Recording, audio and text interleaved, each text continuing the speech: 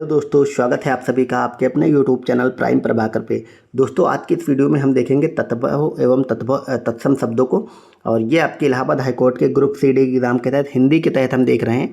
तो अब आपके नवंबर महीने के एंड होने में मात्र 2 दिन बचे हैं और ये नवंबर एंड होते होते मैं आपको अपनी हिंदी कंप्लीट करा दूंगा। उसके बाद मैं इंग्लिश की क्लासेस शुरू करूंगा। जीके जीएस हमने टॉप 26 कंप्लीट टॉपिक करा दिए हैं। बाकी मैं अभी आपको मैराथन देने वाला हूँ जीके जीएस की, तो आप उन क्लासेस को भी देख लेंगे। ठीक है, तो चलिए आज हम तत्सम तत्व देखते हैं। आप लोग परेशान मत होइए, आपका एग्ज़ाम अब दिसंबर में नहीं होना, पूरा 1 महीना मिल गया है आपके पास। जनवरी में एग्ज़ाम होगा, तो आप लोग अच्छे से अभी तैयारी करते रहें। तो हिंदी में कंप्लीट करा के आपको मैं हिंदी की टेस्ट सीरीज भी लगवा दूंगा तुरंत उसके बाद।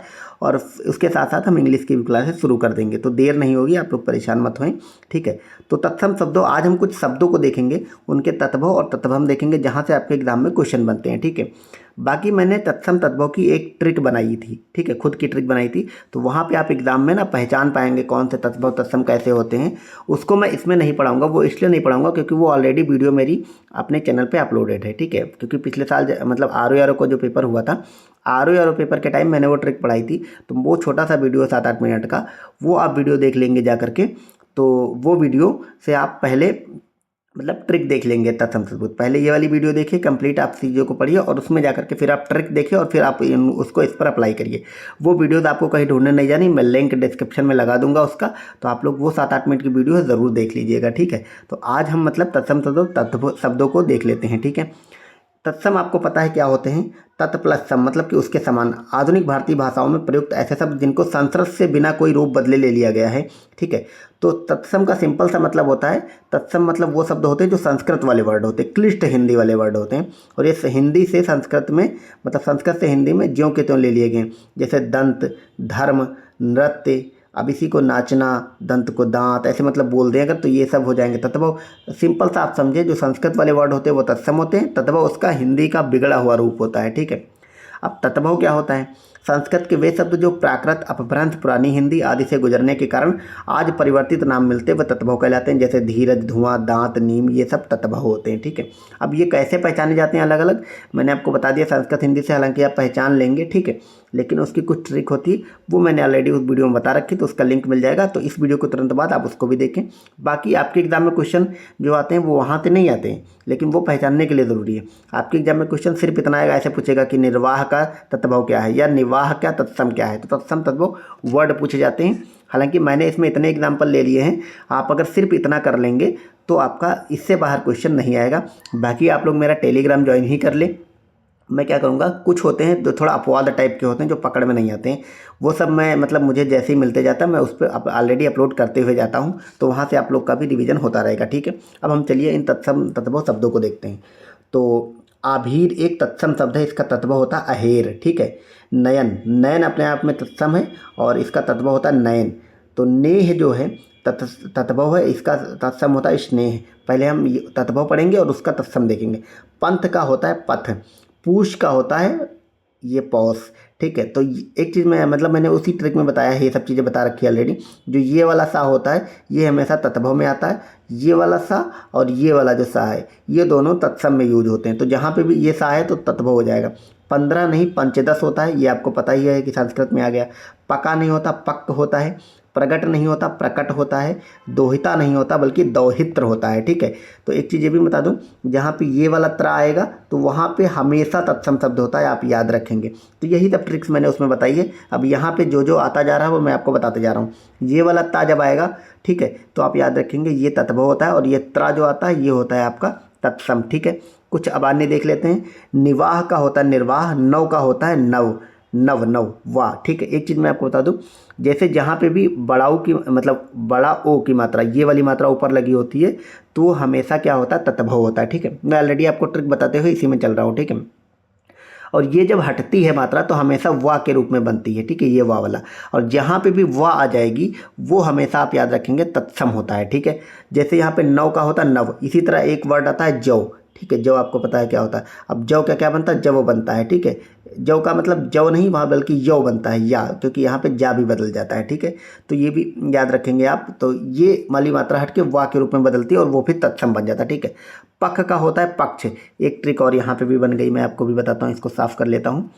तो ये आप याद रखेंगे, जहाँ पे भी खा आता है वो हमेशा तत्व होगा, और जहाँ पे छतरी वाला छा होता है, ये वाला जब छा आएगा वो हमेशा तत्सम शब्द होता है। तो आप याद रखें, जैसे पख का पक्ष हो जाएगा, परख का क्या होगा, परीक्षा होगी। ये सारे खा जो है वो छा में परिवर्तित हो रहा है, इसीलिए ये तत्वबोध से तत्सम बन रहा है। ठीक है।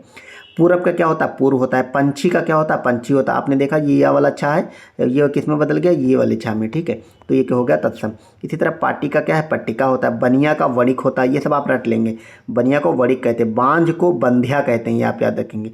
तो आप इनको ऐसे ही रट लेंगे, स्क्रीनशॉट ले लें। चाहे बाकी मैं ये कंप्लीट हिंदी की जो PDF है वो अपने टेलीग्राम पे प्रोवाइड करा दूंगा। ठीक है।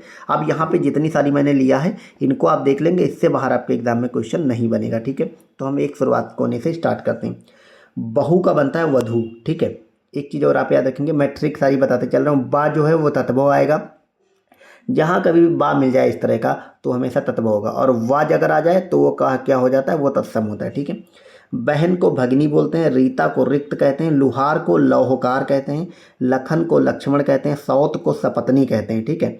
और सुअर को सूकर कहते हैं, विगाड़ को विकार कहते हैं, भौरा को भ्रमर कहते हैं, भस्मी को भस्म कहते हैं, मेह को मेद कहते हैं, मोर को मयूर कहते हैं। ठीक है।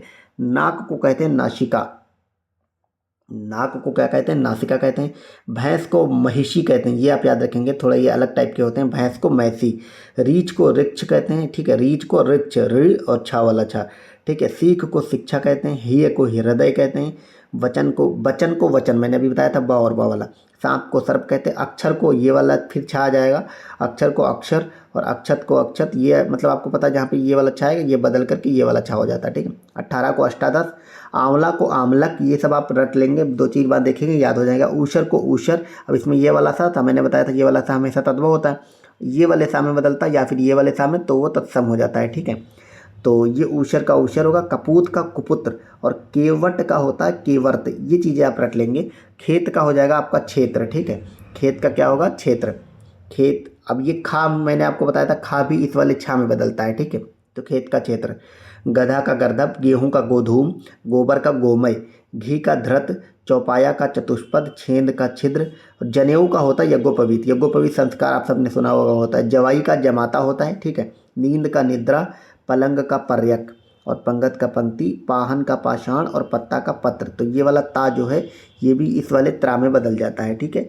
तो मतलब इस क्लास के बाद आप लगभग जो भी आपके एग्जाम में क्वेश्चन आते हैं आप आसानी से इसको पहचान लेंगे। ठीक है। अब हम ये बीच वाले देखते हैं। बांस का क्या होता है, तो बांस का आपका होता है वंश, रास का होता है राशि। ठीक है। ये वाला सा फिर से इस वाले सा में बदल गया। लाज का लज्जा, सावन का श्रवण, तो ये वाला सा जो है श्रवण में बदलेगा, तो आप भी पहचान लेंगे अच्छे से। शक्कर को सरकरा कहते हैं, सुनार को स्वर्णकार कहते हैं, श्राप को शाप कहते हैं, और भगत को भक्त कहते हैं। ठीक है। इसी तरह भौं को आधा भा और रूभरू कहते हैं, और मीत को मित्र, मौत को मृत्यु, नरम को नर्म नम्र, मानुष को मनुष्य, रोना को रुदन, सोखा को शुष्क, होली को होलिका, और हांडी को हंडी कहते हैं। ठीक है। और बरसात को वर्षा कहते हैं, आश्चर्य को अचरज कहते हैं, सॉरी अचरज को आश्चर्य कहते हैं, अगम को अगम्य कहते हैं, और आखा को अक्षय कहते हैं, आग को अग्नि, उत्साह को उत्साह, ओखली को उलूखल, और काठ को काष्ठ कहते हैं। खीर फिर से उस वाले छा में बदला और क्षीर हो गया है। ठीक है। गवैया को गायक कहते हैं, गांठ को ग्रंथि, गंवार को ग्रामीण, घरनी को गृहिणी, चितेरा को चित्रकार, चेत को चैत्र, जमुना को यमुना कहते हैं, जा में बदलेगा, मैंने आपको बताया था। और जेठ को क्या कहते हैं, तो वो कहते हैं ज्येष्ठ। जीप को जिब्या, पहर को प्रहर, पकवान ये आप याद रखेंगे, पकवान जो है वो पकवान में बदलता है, आधा ना और आधा का में।